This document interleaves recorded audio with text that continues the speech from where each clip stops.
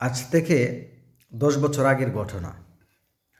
আমি আমি আমার কয়েকজন বন্ধুরা মিলে একটা পথশিশুদের জন্য একটা মৌলিক শিক্ষা স্কুল করতে চাইছিলাম।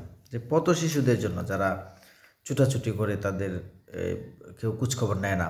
তাদের জন্য অন্তত মৌলিক শিক্ষা, ভাষাগত জ্ঞান, দেশের সংস্কৃতি, বাংলাদেশ সম্পর্কে তাদের ধারণা এবং দেশপ্রেম, তারপরে এই অক্ষর জ্ঞান, হ্যাঁ? বাংলার পাশাপাশি ইংলিশ যদি কিছু শেখানো যায়। তা আমরা কয়েকজন বন্ধু মিলে ডিসাইড করছি এটা আমরা এটা করব। এখন একা তো করা যায় না, ওইটা তো আমার এলাকা না। পরে কি করি যে একজন এমনিতে এগিয়ে আসছে, মধ্যবয়স্ক একজন। উনি আমাদেরকে এত পরিমাণ মানে ভরসা দিচ্ছে যে আমরা অনেক খুশি হয়েছি যে আসলে এরকম একজন মানুষ দরকার। সে এভাবে যে এভাবে করবা, এভাবে আমি আছি, এই সেই অনেক কিছু করবে আমাদের জন্য, যা করা লাগে সে করবে। খুব খুশি হইলাম।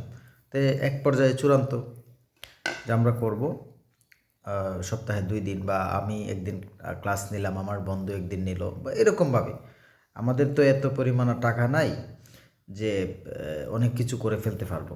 তো এক পর্যায়ে ওই যে লোকটা, মধ্যবয়স্ক যে লোকটা আমাদেরকে সহযোগিতা করতে চাইছিল, ওই লোকটা বলতেছে যে দেখো, এলাকার মধ্যে করবা, এখানে আসলে আরও কিছু বিষয় আছে, অনেক মুখ বন্ধ রাখতে হবে, অনেক কিছু আছে, মানে কিছু তোমরা তোমরা কিছু টাকা পয়সা দেও, মানে মাসিক অথবা যতদিন ক্লাস হবে ততদিনের টাকা।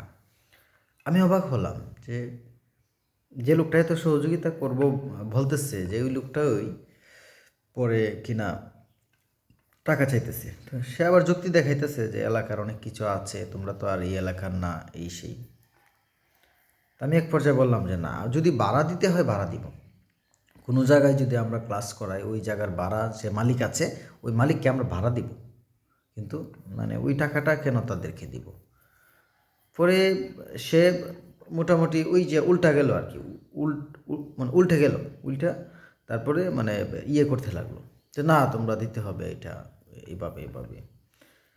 তাই আমি বললাম যে না, দেব না। আমি তো আবার মানে যা বলি তাই করি, দেব না, দেব না। তারপরে ওই লোকটাই আবার মানে জাগায় পল্টি নিল, যে বলতেছে যে না না না না, এই এরা উদ্দেশ্য খারাপ। ওই যে মানে কয়েকজন স্থানীয় লোক আছে, নাম বলবো না, এদেরকে বলতেছে না না, এদের উদ্দেশ্য খারাপ, ভালো না, এরা এই আকিদা নষ্ট। ওই যে মানে বিভিন্ন কিছু।